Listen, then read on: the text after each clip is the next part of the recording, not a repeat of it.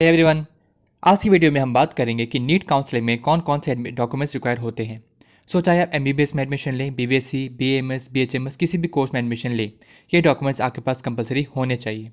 क्या होता है, बहुत से स्टूडेंट्स जो हैं वो मार्क्स आने के बाद कॉन्फिडेंट हो जाते हैं कि उनको सीट्स मिल जाएगी, बट अगर आपके पास प्रॉपर डॉक्यूमेंट्स नहीं होंगे तो आपको सीट्स गंवाने भी पड़ सकती है।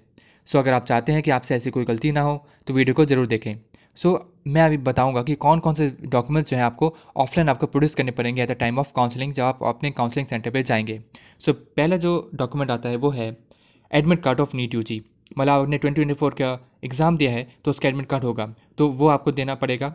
आपका रैंक कार्ड होगा आपका नीट यूजी का, जो आपको नीट एग्ज़ाम के रिजल्ट के बाद आएगा। Aadhaar card, voter ID, ration card, passport, PAN etcetera, जो आपने इनमें से किसी भी आईडी प्रूफ को जो आपने एप्लीकेशन फॉर्म में फिल किया होगा नीट यूजी का, वो आपको उनको दिखाना होगा। आपका बर्थ सर्टिफिकेट, जो आपको 10th की मार्कशीट होगी।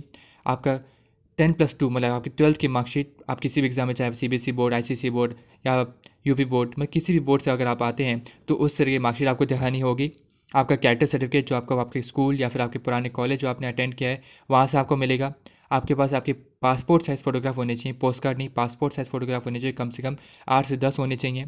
आपका ट्रांसफ़र सर्टिफिकेट, माइग्रेशन सर्टिफिकेट, जो आपको आपके स्कूल या फिर आपके पुराने कॉलेज से मिलेगा। आपके पास आपका गैप सर्टिफिकेट होना चाहिए। गैप सर्टिफिकेट मतलब होता है कि अगर आपने आपके अपने 12th के बाद 1 साल या 2 साल का गैप लिया है तो क्यों लिया है, आप इसको एफिडेविट के थ्रू प्रूफ करा सकते हैं। एक बात और, कभी कभी क्या होता है कि जो आपके फादर का नेम होता है, आपके आधार भी आपके डॉक्यूमेंट्स वो वेरी करता है। उसके लिए आप क्या कर सकते हैं कि एफिडेविट लगा सकते हैं, ये बताते हुए कि दोनों नाम जो यहाँ पे के फादर के हैं, और इससे कोई प्रॉब्लम नहीं होगी।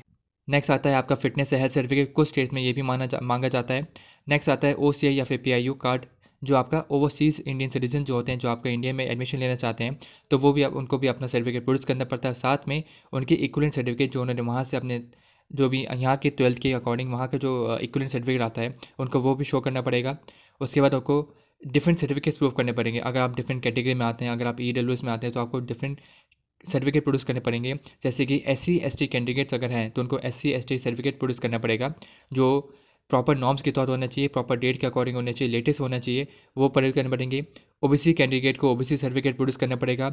अगर आप ईडब्ल्यूएस में आते हैं तो आपको इनकम अपना शो करनी पड़ेगी और आपका ईडब्ल्यूएस सर्टिफिकेट होना चाहिए। अगर आप PWT स्टूडेंट हैं, फिजिकली एबल स्टूडेंट में आते हैं, तो आपको अपना डिसेबिलिटी सर्टिफिकेट प्रोड्यूस करना पड़ेगा, जो आपको गवर्नमेंट हॉस्पिटल से या कॉलेज से बनवाना पड़ेगा, जो VCI या फिर MCC के द्वारा अप्रूव्ड है।